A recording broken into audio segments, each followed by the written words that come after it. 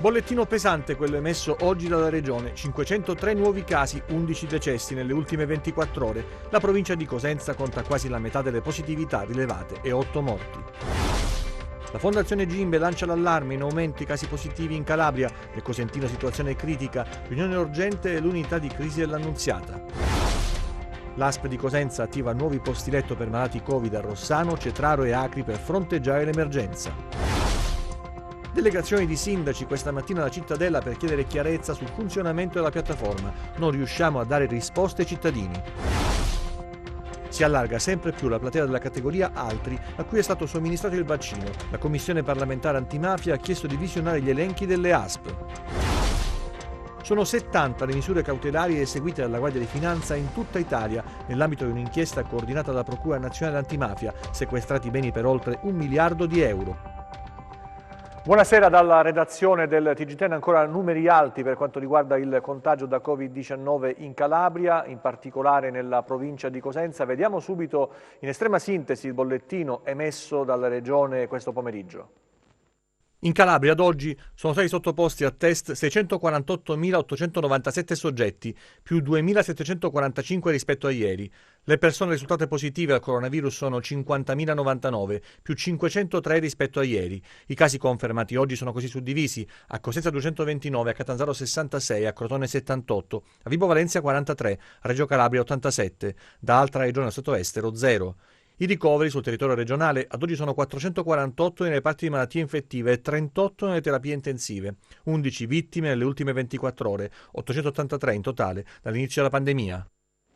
11 decessi, come sentivate, nelle ultime 24 ore, una pressione enorme sugli ospedali. Si lavora soprattutto in provincia di Cosenza per ampliare gli spazi destinati al Covid e per fronteggiare l'accesso al pronto soccorso di Cosenza. Ieri si è tenuta una task force, una unità di crisi, e sono stati pubblicati anche dei bandi, delle manifestazioni di interessi per reclutare infermieri e OS. Peggiora il dato positivi abitanti in Calabria, lo rileva il monitoraggio settimanale elaborato dalla Fondazione Gimbe attraverso l'analisi legata proprio ai parametri dell'andamento dell'epidemia. Oltre la soglia, i posti letto in area medica. Ecco perché all'azienda ospedaliera di Cosenza si corre ai ripari, convocando una riunione urgente dell'unità di crisi, che ha deciso non solo l'attivazione di altri 20 posti letto e la sospensione delle prestazioni ambulatoriali e degli interventi chirurgici non urgenti. In questo momento abbiamo ben 134 posti letto Covid attivi e praticamente con il turnover finora siamo riusciti in equilibrio a trattare tutti. Stiamo riorganizzando in queste ore sia l'attività dei posti letto, nell'equilibrio tra posti letto Covid e posti letto non Covid, e poi soprattutto stiamo cercando di riorganizzare il personale e reclutare anche il personale su fondi Covid. Il direttore sanitario Angelo Barbato parla anche della carenza di personale costretto a turni massacranti per cercare di rispondere all'emergenza pandemica con una manifestazione di interesse utilizzando le risorse Covid. Uscirà una nuova manifestazione di interesse per quanto riguarda infermieri e per quanto riguarda operatori sociosanitari su fondi Covid. Ecco, torneremo fra poco sull'ampliamento, sulla necessità di ampliare gli spazi per il Covid-19 negli ospedali calabresi, sia dall'azienda ospedaliera che dell'ASP, ma occupiamoci adesso dei bandi che sono stati emessi. Si chiede a chi si rivolge il bando destinato agli operatori sanitari. Il presidente dell'Ordine degli Infermieri Sposato chiede di fare chiarezza sul bando per l'assunzione di operatori sanitari emesso dall'azienda ospedaliera di Cosenza. Il presidente dell'Ordine degli Infermieri Fausto Sposato, in particolare, a chi si rivolge? A chi è rivolto il bando? È rivolto a una categoria di liberi professionisti, anche a lavoratori dipendenti, anche a lavoratori della stessa azienda. Ecco, forse su questo bisognerebbe fare un attimo chiarezza, perché, ripeto, se dovesse essere rivolto anche a lavoratori dipendenti il discorso cambierebbe. Diversamente, se è rivolto a inoccupati o a liberi professionisti, ritengo che diciamo, il numero, la quantità di operatori sanitari sia piuttosto minima rispetto all'esigenza. Quello che noi vogliamo sottolineare è che oggi il dottore Barbato ha detto una cosa che noi stiamo dicendo da qualche anno, cioè che mancano risorse e manca personale. A questo aggiungiamo anche il fatto che tra un pochino iniziano le ferie estive, per cui non serve solo personale per l'emergenza Covid, però mi chiedo, ma come? Si spendono i soldi dei fondi Covid per reclutare personale e ancora oggi non ci si accorge, non si vuole assumere personale che è presente nelle graduatorie anche dell'azienda ospedaliera, soprattutto dell'azienda ospedaliera. Dopodiché ci sono 2 concorsi, uno per operatori sociosanitari che è fermo al palo e c'è un avviso pubblico per operatori sociosanitari dell'ASP di Cosenza che non si capisce perché non si fa in fretta a fare le graduatorie da dove poter attingere. Allora è una situazione di emergenza, è una guerra, la guerra va combattuta con soluzioni critiche d'emergenza e con soluzioni urgenti. Il Covid non aspetta, non c'è più tempo. E allora, sempre in provincia di Cosenza, oltre ai posti che verranno attivati nell'ospedale dell'Annunziata di Cosenza, ci sono movimenti che riguardano gli SPOC. Cominciamo da Cetraro, dove saranno 32 nuovi posti letto. Dal 1° aprile c'è stata un'impennata di ricoveri, ben 16 nel nosocomio, dove i pazienti arrivano anche da altre aree della provincia. I turni per gli operatori sono massacranti, in attesa che venga anche qui implementato il personale. L'ospedale SPOC di Cetraro amplia il reparto Covid, si arriverà a 32 posti letto. Nel nosocomio della città del Tirreno i pazienti arrivano dall'Annunziata di Cosenza, da Corigliano Rossano e qualcuno anche da Crotone. Nella terza ondata ad essere colpiti dal virus non sono solo persone anziane e malate, qui il più giovane ha 39 anni. Ci sono state delle variazioni rispetto alle precedenti ondate. Essere colpiti sono pazienti più giovani che spesso non hanno comorbidità e sviluppano spesso una polmonite bilaterale importante, quindi con un impegno respiratorio importante, e spesso hanno bisogno quindi di un supporto ventilatorio, diciamo, non invasivo, altrettanto importante. Già oggi saranno aggiunti altri 4 posti letto, ma il personale medico e paramedico è sufficiente. Al momento siamo 6 medici, ognuno di noi sta dando il massimo, tutti i giorni siamo qua, abbiamo rinunciato ai riposi, rimaniamo oltre il nostro orario lavorativo.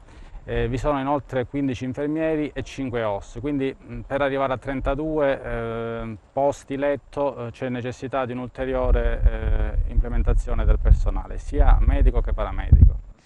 Come si fa con la formazione? Perché sarebbe necessaria anche questa, solo per quanto riguarda la vestizione, che è un'operazione che bisogna imparare? Sì, assolutamente è una fase cruciale, fondamentale, sia la fase della vestizione che la vestizione, e poi chiaramente anche l'assistenza ai malati Covid, che sono pazienti assolutamente complessi.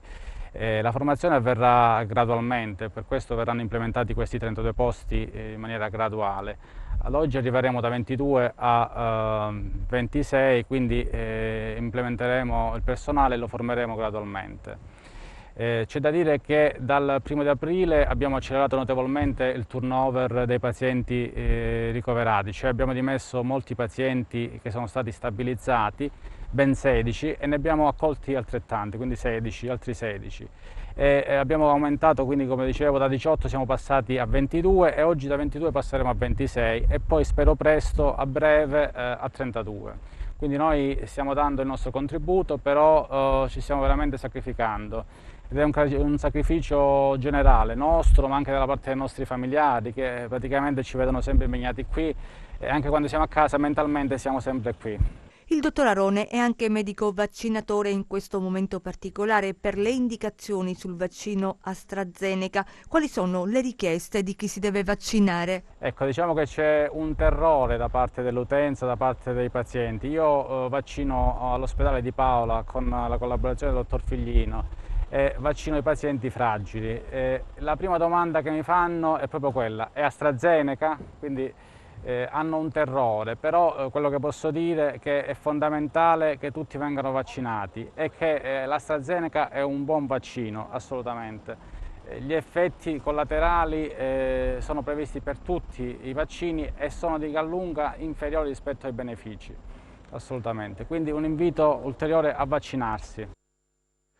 Torneremo a parlare tra pochissimo di vaccini, ma adesso concentriamoci ancora sugli ospedali. Da Cetraro ci spostiamo a Rossano, dove il sindaco Stasi ha tenuto prima una riunione con il commissario dell'ASP, la Regina. Anche qui si parla di ampliare gli spazi, servono anche lavori strutturali al Giannettasio.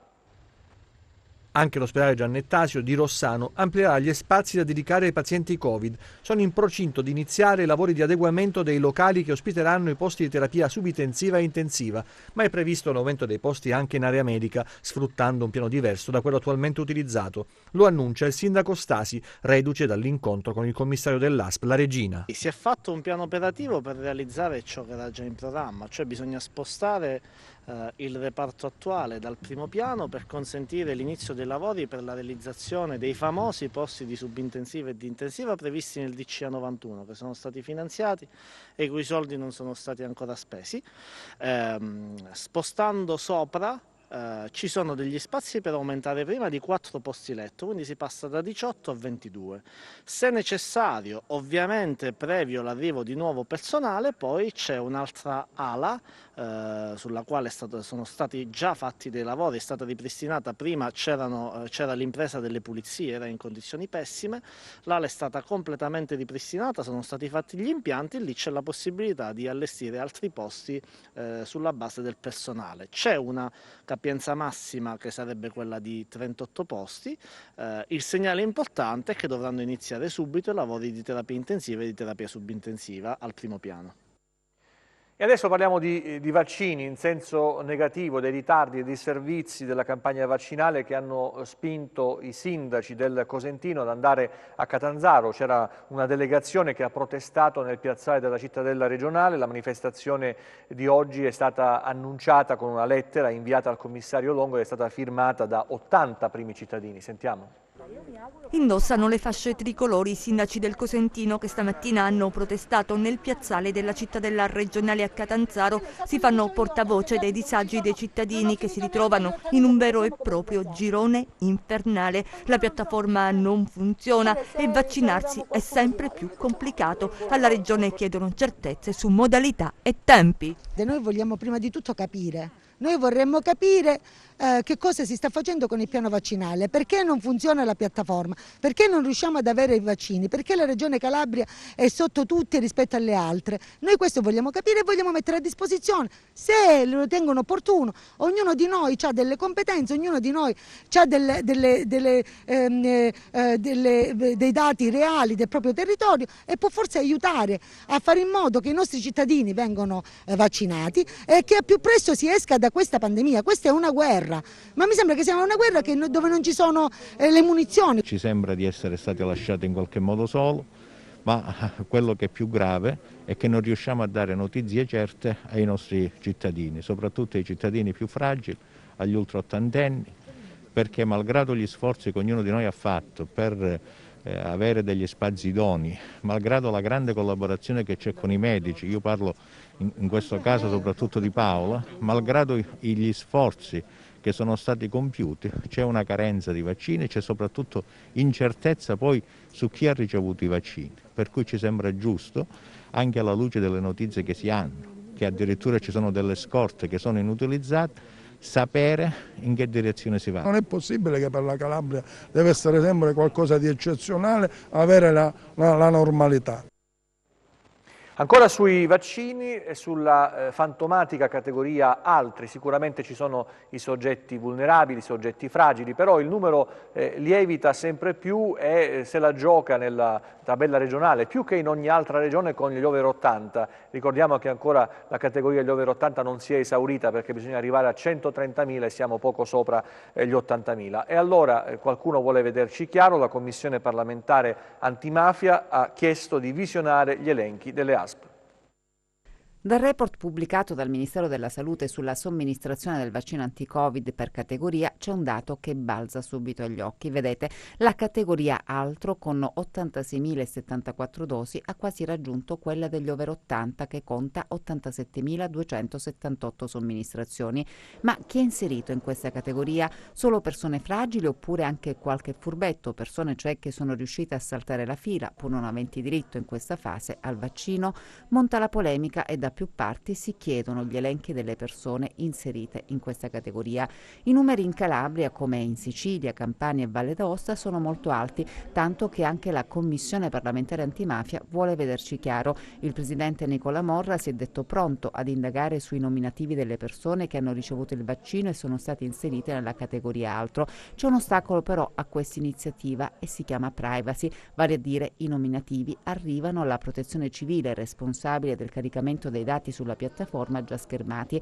Anche la Commissione regionale anti-'ndrangheta calabrese si è riunita per discutere riguardo le metodologie utilizzate per la somministrazione di siero ad altre categorie, ma risposte non ne sono arrivate. La Commissione parlamentare antimafia auspica a questo punto massima collaborazione nella trasmissione dei dati da parte delle istituzioni competenti al fine di fugare ogni dubbio sul rispetto delle priorità di vaccinazione.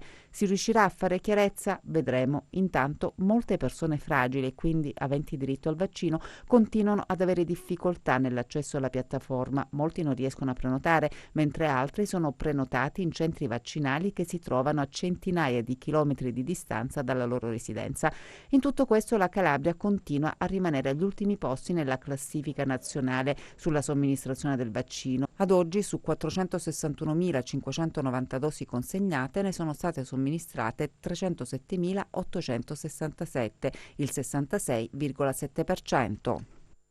Stiamo denunciando da tempo, da quando è stata attivata, le falle di questa piattaforma per la prenotazione vaccinale. Purtroppo le brutte esperienze da parte degli utenti continuano e ci sono soggetti che avrebbero diritto a una immediata vaccinazione perché appartenenti a fasce vulnerabili o anche a fasce di età di over 80 che non riescono, come diceva Isabella Roccamo, a prenotarsi oppure ricevono prenotazioni astruse come in altre regioni ma anche in altre province a 100 km di distanza, nonostante la presenza di centri vaccinali a pochi metri di distanza dalle proprie abitazioni. Il sistema non funziona né è valso a qualcosa affiancare numeri verdi o altri sistemi che non hanno dato effettivamente una mano agli utenti. Sentite questa storia. Sto cercando da più giorni di prenotare sulla piattaforma mia madre. Soggetto fragile, affetta da artrite reumatoide, quindi avrebbe tutto il diritto di fare adesso il vaccino, però la piattaforma non riconosce il nominativo, non riconosce il codice fiscale, come se praticamente il codice esenzione che fa riferimento alla sua patologia non fosse presente sulla piattaforma. Io mi sono rivolta più volte sia al numero verde, sia abbiamo scritto alcune mail anche al link che avevo visto proprio su TEN al telegiornale, però non abbiamo avuto nessuna risposta. Ho provato a chiamare anche all'ASP di Cosenza, quella di Rende, però nessuna risposta. Ora voglio sapere, ma questi codici, cioè i codici esenzione, gli ultimi che sono stati pubblicati dalla Regione sulla Gazzetta del Sud, comunque su varie testate, sono stati caricati effettivamente sulla piattaforma? Cioè, come bisogna fare? Cosa dobbiamo fare? Chiudiamo l'argomento vaccinazioni. C'è una notizia che riguarda il Covid e le scuole perché il Tribunale amministrativo regionale della Calabria ha disposto la sospensione dell'ordinanza emessa dal sindaco di Codigliano Flavio Stasi che impediva la didattica in presenza per la scuola dell'infanzia, la primaria e la prima classe, come sapete riaperte anche in presenza di una zona rossa come la Calabria in questo momento. Il presidente del TAR ha accolto il ricorso degli avvocati, il presidente Giancarlo Pennetti nel suo provvedimento richiama il decreto legge del 2 aprile, non ritiene che la situazione sia allarmante anche nella città di Corigliano Rossano, della curva epidemica in particolare a livello comunale, così come esposta nella nota del Dipartimento di Prevenzione dell'ASP, appare inidonea a dare giuridico sostegno al provvedimento impugnato. Fra l'altro adottato, si scrive, prima ancora che la riapertura delle scuole interessate in zona rossa divenisse operativa. Come sapete la situazione nella città di Corigliano Rossano è la più critica della provincia di Cosenza che in questo momento sta vivendo una recrudescenza del contagio, anzi o meglio una fase mai vissuta dall'inizio di questa pandemia. Adesso una bruttissima notizia che ha coinvolto il panorama televisivo calabrese. Oggi è venuto a mancare un nostro collega, un professionista esemplare della televisione che conosciamo in questo ambiente da oltre 20 anni, quando lavorava per la emittente televisiva Rete Calabria, adesso lavorava per la CI, oggi era impegnato come ogni giorno nelle riprese per la propria emittente. Una tragedia immane, è morto Michele Porcelli, un operatore e regista di 55 anni che lascia un vuoto fra i colleghi, fra chi l'ha conosciuto e soprattutto nella sua famiglia. Una tragedia ha colpito oggi il mondo della televisione calabrese. Michele Porcelli, regista e operatore dell'emittente La C, è morto questa mattina cadendo in un dirupo mentre si trovava per lavoro a Buonvicino, in provincia di Cosenza. Michele Porcelli, 55 anni, stava effettuando alcune riprese vicino a un costone in una zona impervia quando ha perso l'equilibrio precipitando per diversi metri in un dirupo sottostante. Sul posto sono arrivati i vigili del fuoco del distaccamento di Scalea che, dopo averlo individuato, hanno recuperato l'operatore e lo hanno condotto in una radura dove i sanitari del SUO 118 e delle di soccorso ne hanno constatato il decesso. Nel luogo dove è venuta la tragedia anche i carabinieri di Diamante che hanno avviato gli accertamenti del caso, il magistrato di turno. Alla famiglia di Michele Porcelli e ai suoi colleghi le condoglianze da parte di tutte le componenti della nostra emittente. Davvero una notizia drammatica. Parliamo invece degli ambulanti in corteo a Catanzaro per protestare contro le chiusure forzate. Entro venerdì hanno detto vogliamo delle risposte quando hanno raggiunto la cittadella regionale. Eccolo il corteo di protesta degli ambulanti che hanno raggiunto la cittadella a suon di clacson. Prima la sfilata lungo le vie del capoluogo calabrese in segno di protesta contro le restrizioni imposte dal governo centrale in questa pandemia. Quello che chiedono è la riapertura delle loro attività. Noi siamo qua perché vogliamo i nostri diritti. Il nostro diritto in questo momento, indipendentemente dal colore che c'è in Calabria o in un'altra regione, noi vogliamo lavorare. Lavorare significa che noi abbiamo le nostre bancarelle come li apre quello del food, come apre quello in mezzo alla strada, come tutti gli altri. Io non vedo il perché tutti aperti, solo noi, ambulanti settore non food e ristoratori chiusi. Se mi hanno riaperto pure la tuettatura dei cani, cioè voi potete mai pensare che io con 4 figli a casa non posso andare ad esporre la mia merce per lavorare? È una ingiustizia enorme. Quindi se in questo momento loro non ci riaprono i mercati, noi faremo una guerra che non finirà mai. Ci siamo stufati, questa è l'ultima manifestazione che faremo. Dalla prossima settimana, se non abbiamo risposte, dall'inizio dei primi giorni della settimana, non abbiamo nessuna risposta, noi bloccheremo tutto. Non avremo più nessuna tolleranza zero, basta, siamo stanchi. Con noi si appoggeranno anche altri i ristoratori, chi manifesta con le giostre, eccetera, eccetera. Noi bloccheremo tutte le attività, tutta l'economia della regione. Basta, siamo stanchi, non vogliamo più saperne nulla. Noi dobbiamo solo ed esclusivamente, ci devono solo autorizzare a lavorare. E basta, non vogliamo ristori, non vogliamo nulla. Vogliamo lavorare e basta.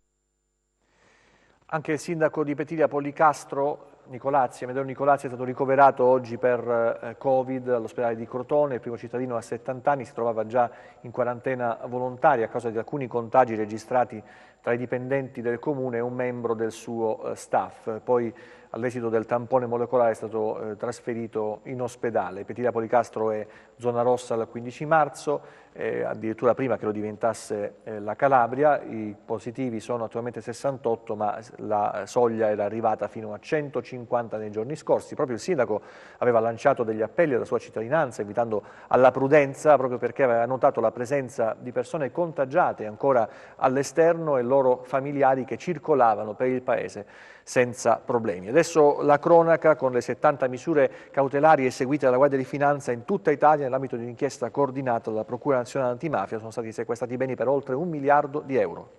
4 indagini delle procure antimafia di Catanzaro, Reggio Calabria, Napoli, Roma, confluite in un'unica operazione scattata oggi ad opera di Guardia di Finanza e Carabinieri e denominata Petrol Mafie SPA.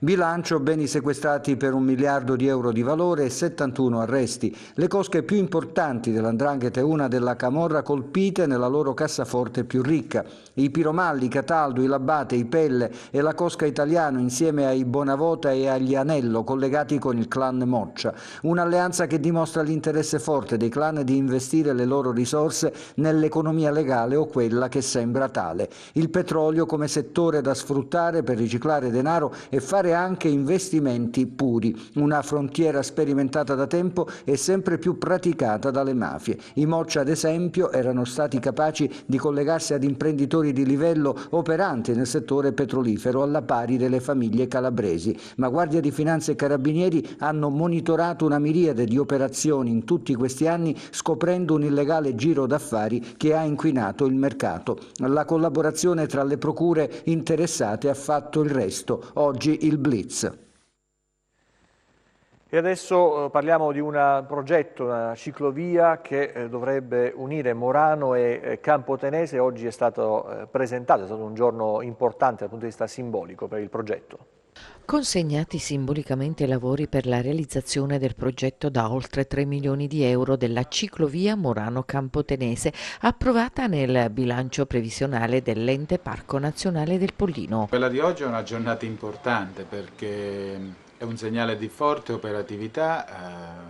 Abbiamo consegnato qui a Morano simbolicamente i lavori per la realizzazione della ciclovia che da Morano arriverà fino a Campotenese lungo il tragitto uno dei tragitti più belli dell'intero territorio del Parco Nazionale. Opera che presumibilmente, se i tempi contrattuali saranno rispettati, già a fine settembre noi potremo averla e consegnarla alla disponibilità non solo dei tanti amatori del nostro territorio, ma noi ci auguriamo che possa essere un'infrastruttura al servizio degli italiani. Un'opera strategica, un'infrastruttura di oltre 30 km nel solco della valorizzazione che da Campotenese scende su uno dei borghi più belli d'Italia, che è Morano Calabro, per poi collegarsi con la città di Castrovillari e arrivare a Mormanno grazie alle risorse che l'Ente Parco ha avuto dal Ministero dell'Ambiente e dalla Regione Calabria. Voglio dire ai miei concittadini, a tutti gli amici calabresi, che se uno non sogna non realizza. Noi abbiamo sognato, stiamo realizzando, partono i lavori per uno sviluppo concreto dal punto di vista di un turismo sostenibile di cui il Pollino e la Calabria hanno bisogno. E adesso vediamo com'è andata la borsa oggi.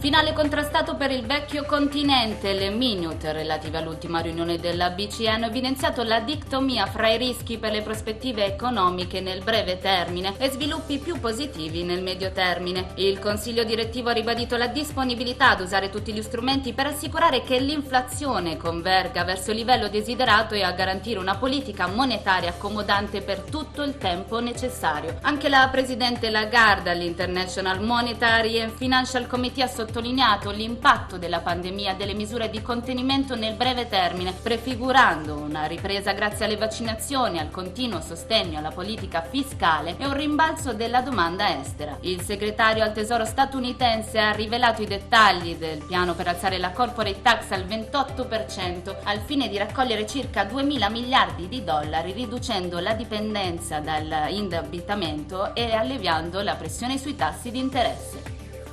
Così il FTSE/MIB chiude in calo dello 0,7%, sopra il FTSE 100 di Londra più 0,8%, il CAC 40 di Parigi più 0,6%, l'Ibex 35 di Madrid più 0,3% e il DAX di Francoforte più 0,2%. A Wall Street invariato il Dow Jones, positivo lo S&P 500 più 0,3% e il Nasdaq più 0,8%. Sul Forex l'euro-dollaro risale leggermente a 1,19, mentre il cambio tra biglietto verde e yen si riduce a 109,3. Annullano le precedenti perdite le quotazioni del greggio, con il Brent più 0,3% a 63,3 dollari e il WTI flat a 59,8 dollari. Sull'obbligazionario lo spread BTP Bund resta in area 100 punti base, con il rendimento del decennale italiano allo 0,66%, dopo che ieri il MEF ha calcolato titoli a 7 anni per 7 miliardi e titoli a 50 anni per 5 miliardi, registrando una domanda quasi 11 volte superiore.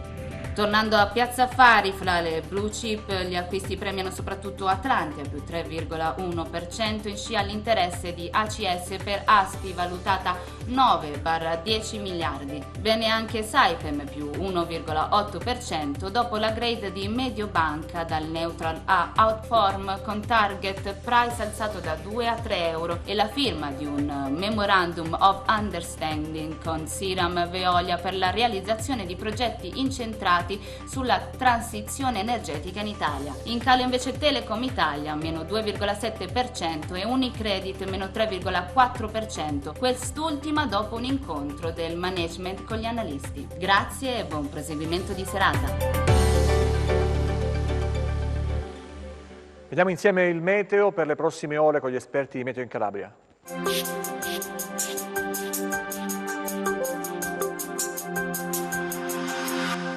Ben ritrovati da Meteo in Calabria, ultimi scampoli di un veloce peggioramento a carattere freddo prima che un promontorio anticiclonico si impossesserà della nostra penisola attraverso il Mediterraneo occidentale, con tempo stabile ma piuttosto freddo tra la notte e il mattino. Domani cielo sereno o poco nuvoloso, temperature in graduale aumento nei valori massimi.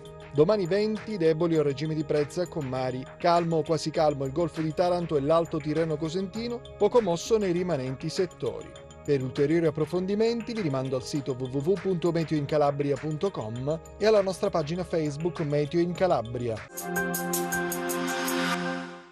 TG che finisce qui, ci vediamo nelle prossime edizioni, grazie per la vostra attenzione, arrivederci, ancora una buona serata.